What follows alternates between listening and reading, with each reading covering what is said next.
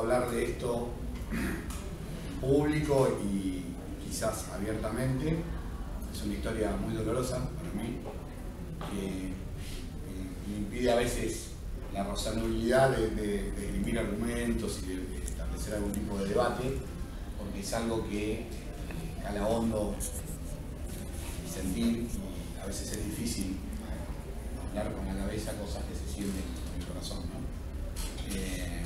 Igualmente, desde hace un tiempo hasta ahora, pude reconstruir mi historia y puedo estar así en una charla en donde contar que viví, más que no desde el lado histórico, sino más que nada del lado personal, ¿sí? Y me gustaría que si tienen alguna pregunta, alguna duda, me la hagan sin ningún tipo de problemas, porque se supone que ya estoy preparado para escucharlos y poder responder cualquier duda, cualquier consulta que tengan. Yo, cuando me propusieron los chicos del centro de estudiantes, Emi, Erika y el resto, dar esta charla, les pregunté qué era lo que esperaban, en qué consistía la charla, y me dieron libertad total en cuanto a contar lo que vos creas importante o que creas que quieras compartir. Y desde ahí me puse a pensar de qué forma hablar o qué contar que no sea algo ya dicho o algo que se puede encontrar en un libro o que se puede encontrar en Wikipedia, algo que pueda llegar a marcar algún tipo de diferencia de lo que se escucha habitualmente sobre este tema.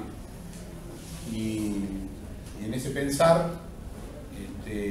surgió la idea de hacer una pequeña introducción de cómo era mi familia, y a partir del hecho doloroso del secuestro y desaparición de mi papá, Andrés, se abrió una serie de caminos de vida totalmente diferentes, no solo para mí, sino obviamente para mi mamá, para mi hermana, para los familiares más cercanos, para amigos, de hecho para ustedes también, porque esta charla deviene también de ese hecho, es decir, ese hecho puntual de desaparecer a una persona termina ramificando un montón de conductas y de formas de vida que, si eso no hubiera existido, no hubieran pasado, no estaríamos en esta charla, por ejemplo, ¿no? Y a partir de la desaparición de mi papá, hay muchas historias relevantes para mí para contar, pero bueno, preferí hablar en primera persona y contar lo que yo viví, ¿no? El resto de las cosas, de cómo fue la vida del resto de los involucrados, medio que me la contaron, algunas la viví de chico, pero voy a centrar en cómo viví yo todo el proceso.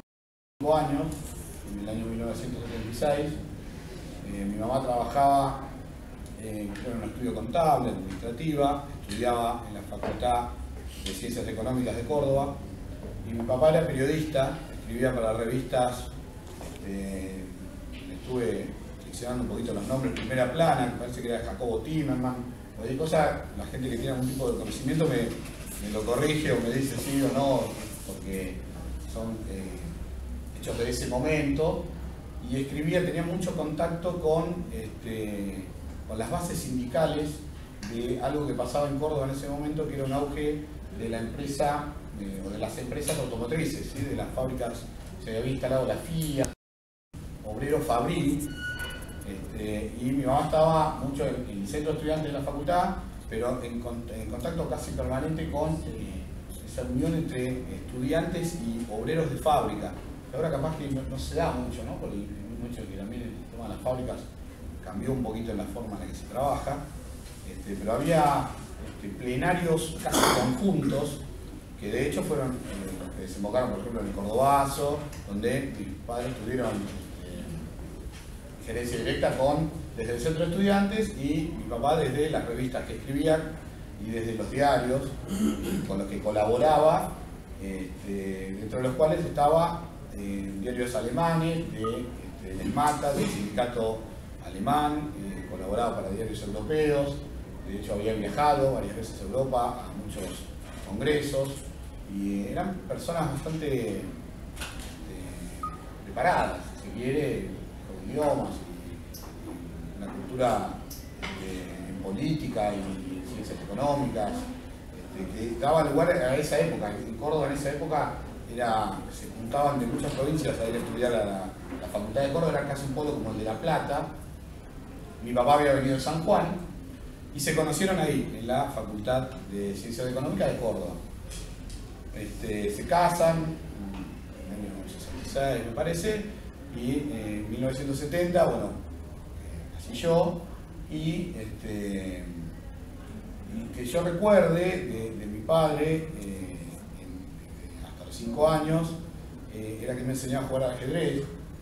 Según mi mamá, a los 3 años me enseñaba, por eso cuando lo vi a Mati, no sé dónde está Mati.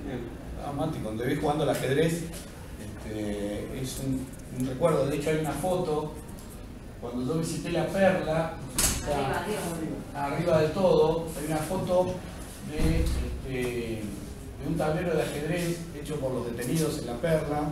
Adelanto quizás un poquito, pero bueno, que lo habían hecho con papel mojado y jugaban ajedrez en La Perla. Y yo, bueno, decido darle una línea de contacto, ¿no?, conmigo, que mi papá, yo me acuerdo de estar jugando en el patio ajedrez con él, de las reuniones en casa, siempre reuniones con amigos, con gente de estudio. Era una vida, me gustaba, tenía perros, qué sé yo, era lindo, mis juguetes, mis cosas, hasta que, bueno, todo cambió. Yo lo llamo medio Big Bang, porque fue un hecho que explotó y ramificó todo para cualquier lado. El día 19 de julio del 76 nace mi hermana. Mi mamá estaba embarazada, mi hermana más chica, yo tenía 5 años. La internan a mi mamá en Hospital Español, me parece, de Córdoba. Yo el otro día con mi papá fuimos a visitarla, le hicieron una operación de cesárea, entonces no podía volver con mi hermana inmediatamente.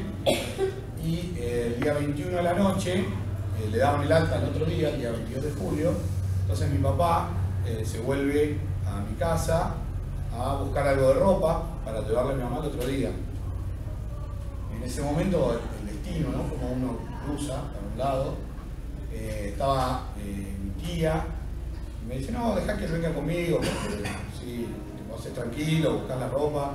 Y volvió mi papá solo a casa y la tenía que ir a buscar al otro día, mi mamá, el día 22, y nunca fue a buscarla, ¿no? En ese momento, bueno, mi mamá ya sabían lo que estaba pasando, por más que hacía poquito del golpe, ya entre ellos ya se sabía que había secuestros. Inmediatamente se contactó, bueno, con mi tía, y organizaron cómo iba a ser la vida de ahí en más, muy corrida, de las escondidas, en donde mi mamá, recién de haber tenido a mi hermana, al otro día tuvo que dejar a mi hermana con mi tía, un día, ¿no?, mi hermana, ella irse a Buenos Aires, a venirse acá, estamos en Córdoba, y yo quedarme a vivir con mi abuela. Yo lo que recuerdo es que en el momento en que fuimos al hospital de nuevo, mi abuelo pasa, me lleva mi abuelo, un Fiat 600 tenía, pasa por la puerta de mi casa, no sabíamos exactamente qué había pasado, y dijo: voy a pasar. Yo iba atrás. Es un recuerdo que nunca supe si había sido real o no, y cuando reconstruí mi historia hace muy poco, hace un año, lo consulté con mi tía y me dijo: sí. Le llegó y estaba el Unimog, los militares en la puerta, cargando todas las cosas de mi casa. Dentro de lo que estaban mis juguetes, había uno de mis perros afuera, porque le había abierto la puerta pero no se iba, y se llevaban los muebles, se llevaban todo cargado con militares con el casquito verde. Y yo lo miré, lo vi, ¿sí? Nos frenamos, obviamente, y a partir de ese momento igual nunca se me ocultaron qué era lo que había pasado. Mi mamá siempre me dijo exactamente todo, con la crudeza que era, y yo lo tenía que entender así, ¿no? A veces es difícil. Yo a veces me miro para atrás y te pones en la mente de un chico de 5 años, a veces me veo como Maradona, como tercero, ¿viste? Que habla de tercera persona. Y porque si no es medio difícil poder saber qué es lo que pasaba, ¿no? Por la cabeza de un nene que de un día así para el otro pierdo a mi papá y ese día a la noche me dicen que mi mamá se va a Buenos Aires, porque era obvio que también lo podían estar buscando a ella. Entonces pierdo también a mi mamá porque se fue 2 años a Buenos Aires. Y pierdo a mi hermana también porque mi hermana queda con mi tía y yo quedo con mi abuela. Tuve que cambiar de colegio y obviamente no tenía nada, ¿no? De lo que tenía hasta el día anterior. No tenía ni juguete, ni ropa, ni nada. Así como estaba vestido, empezar de nuevo. Y lo que era peor era que no se podía hablar, no se podía decir nada. Yo no podía contarle a nadie, bajo aleccionamiento obviamente de mis familiares, no digas nada, porque lo que uno hablaba podía traer consecuencias de muerte para todos, ¿no? Si yo estaba con mis abuelos, no podía decirles qué era lo que pasaba, qué era lo que me había pasado, tenía que portarme bien. De hecho, siempre fui el mejor alumno, no por, no me cuento como alta modestia, sino porque es como que es la forma que entendí que había que portarse, porque si no, morías. No hay otra. Para un chico que quizás la mejor forma de hacerlo es estudiar, ser bien en el colegio, no hacer lío. Y eso fue el inicio, ¿no? De este Big Bang, en donde de ahí se ramificó hacia varios lados.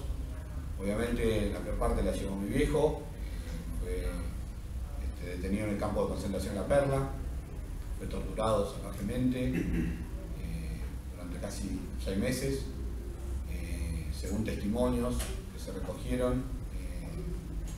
Era uno de los que trataba de mantener la moral en alta, había escrito una obra de teatro en donde cada uno de los detenidos cumplía un rol, peleaba con sus captores por los derechos del hombre, la Convención de Ginebra, y era víctima de burlas.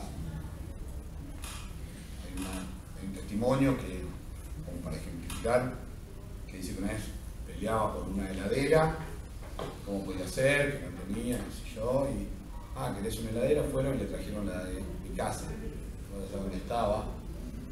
Es decir, como una crueldad al extremo, no solo física, sino también psicológica. Y él termina ahí en La Perla el día 5 de noviembre de 1976, cuando se le organiza un traslado. Los traslados eran ya sabidos que eran los fusilamientos ahí en el mismo campo.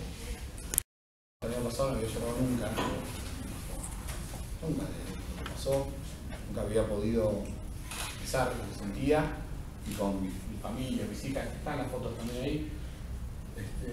Si las puedo ubicar, me parece que las fotos de La Perla son las que están ahí abajo, un día soleado, muy lindo, en donde encontré también una foto de él que se la dediqué, porque son las que están arriba de todo, al lado del cartel.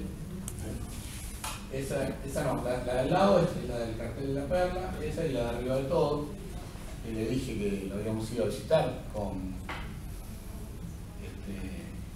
mis hijas, sus nietas, ¿no?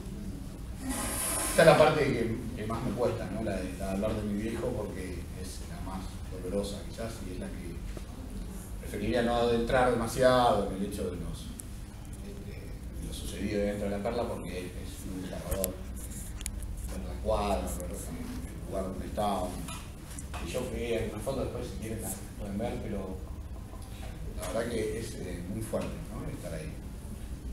Fue uno de los campos de concentración después de la EMA que más compañeros pasaron por ahí, y la verdad que era Luciano Benjamín Menéndez, que era el titular de la fuerza, que está ahí con un cuchillo, no sé si me ven la foto abajo al lado del interruptor de luz, cuando lo estaban juzgando, el tipo sacó en plena democracia, sacó un cuchillo y quería cuchillar a un fotógrafo porque le sacaba una foto. Fue lejos el más parecido a Pinochet de todos los represores, más que Videla, más que todo, pero un hijo de puta con todas las palabras, ¿no? Todas las letras. Bueno, el tema, eso es por la rama de mi viejo, por la rama de mi vieja, no me quiero explayar mucho, no sé cómo, si me dicen, Mi vieja, bueno, se vino a Buenos Aires, estuvo 2 años viviendo de incógnito, trabajando, pero sin vernos a nosotros. Yo le escribía unas cartas, que recién me las dio el año pasado y ella las guardaba las cartas. Yo no me acuerdo de haberlas escrito, porque las tenía ella y me las dio cuando yo empecé a revisar mi historia, me las dio. Son unas cartas con letra de nene, ¿no? De 2 meses después, que le ponía que la familia estaba bien y te extraño mucho, y también al papito, la semana que viene te vamos a ir a visitar con la abuelita. Te íbamos a visitar con la abuelita, la Marinita y la tía Susana, pero ahora no vamos a poder ir. Que esta frase la resalto porque era así, la forma en la que se encontraban con los datos de mi mamá era en una plaza, había que dar vueltas alrededor de la plaza para ver que nadie te siguiera, y si había alguna duda de que se había encontrado algún dato, yo iba a ver a mi mamá, pero no podíamos ir. Entonces se abortaba el tema del viaje. Bueno, así pasaron casi 2 años, hasta que mi mamá se estabilizó acá en Buenos Aires, o eso creyó, y nos vino a buscar. En el medio está la parte desgarradora de mi tía, cuando le da mi hermana, mi vieja, después de 2 años de crianza. Mi tía no podía tener hijos. Bueno, son lo que les comentaba recién, las historias paralelas que desprenden un hecho como esto. Mi tío fue el único de la familia que, aunque no estaba totalmente en desacuerdo con la actividad de mi mamá, fue el único de la familia que puso el huevo para ir a la casa a sacar algunos útiles míos después de que habían estado los militares, porque nadie hacía esas cosas, nadie te daba alojamiento, nadie. Era muy raro alguien que te dio una mano, salvo la gente que estaba con vos. No golpeaba las puertas, sino la solidaridad no era el común denominador, salvo la gente que estaba con vos y algunas personas aisladas. Yo tengo un muy buen recuerdo de mi vida de eso, ¿no? La suerte nos lleva acá a Buenos Aires, a una casa de unos amigos de mi vieja, en Billinghurst y Las Heras, Mundial 78, ya habían pasado 2 años. Me acuerdo porque festejaban todos, yo estaba en el balcón y muchos no festejaban.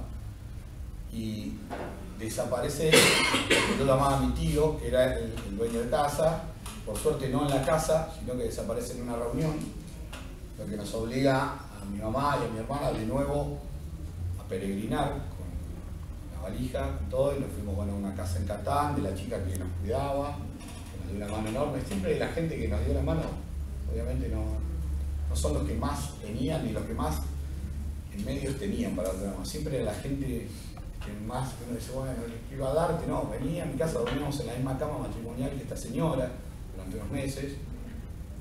Mi mamá había conseguido un trabajo en Tulsi, no sé si alguien lo conoce, la gente más grande, capaz, no quiero mirar a nadie, pero es una imprenta que estaba sobre el 25 de mayo, en Lanús Oeste.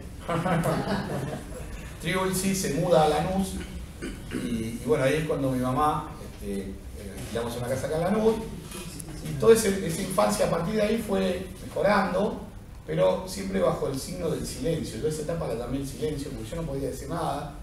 De hecho, no sé si recuerdan el censo 80, nosotros estábamos dentro de casa y tocaban el timbre y no podíamos salir, abrir, y insistían y volvían a pasar. Y mi vieja decía, no abras, y era muy difícil, ¿no? Por otro lado, las directoras de los colegios, los profesores, hablaban cosas que uno sabía perfectamente lo que era y no podía decir nada. Fue un tema, fue como una resistencia, ¿no? Hasta la llegada de la democracia, donde uno pensaba, bueno, el despertar. Yo milité a fondo, por eso hay una de las fotos acá que estoy de la buena, no sé, la de abajo la puse porque le dije, bueno, listo, ya está. Con esto, yo andaba con una agendita que decía una compañía de aparición con vida, todos me preguntaban qué era, pero fue medio una máscara. ¿Por qué? Porque en realidad sí volvió la democracia, pero los poderes reales no estaban todavía en manos del pueblo. Los rectores seguían siendo los mismos, los funcionarios casi los mismos, de media línea o alta línea. Toda la estructura del país estaba manejada todavía por militares o pro-militares, en consecuencia no fue realmente, por más que Alfonsín yo lo veía cuando hizo la Junta, decía, bueno, creía en eso. Bueno, recién ahora entiendo algunos discursos de Alfonsín, ¿no? Cuando decía no puede, que ahora decía, ¿por qué no hace lo que tiene que hacer? Bueno, ahora nos damos cuenta por qué no hacía lo que tenía que hacer, porque había otros que tenían más poder todavía. Y hasta que vino la desilusión total de los 90, ¿no? En los 90 fue para mí, fue peor que la época de silencio. Hay una cosa que yo la anoté acá que dice: el olvido es el peor recuerdo. Es una piedrita que está pegada en la perla, está acá. Porque fue eso lo que pasó en los 90. Nadie nos daba bola, nadie se escuchaba, estábamos en democracia, pero no existía. Y yo ahí realmente perdí todo, perdí toda esperanza de decir, bueno, esto es una mierda, esto nunca va a cambiar. Perdí esperanza en el ser humano, ¿sí? Porque no era la política, realmente fue en la época del neoliberalismo que me dolió más que la época del silencio, porque yo en el silencio como que estaba guardado esperando para salir. Ahí podía salir, pero no existían ustedes. ¿Sí? Es decir, si estaban, no estaban dadas las condiciones, no había alguien a quien hablarle, y eso es lo peor, ¿no? Es como cuando te pasa algo y nadie te escucha. Es una cosa muy fea porque te moraliza lo más profundo, digamos. La era del hielo le había puesto yo, porque la verdad que, bueno, ni hablar, como para ir cerrando, que esta época... Lo planteás y algunos que tienen alguna pregunta. Bueno, esta época nueva nunca lo hubiera soñado, nunca lo hubiera esperado, más allá de cualquier signo político. Yo volví, me fui en la época de los 90, me fui a vivir a Longchamp, en la época actual volví a Lanús, estoy en pareja con una chica de la compañía mía del secundario, fue como un nuevo encuentro.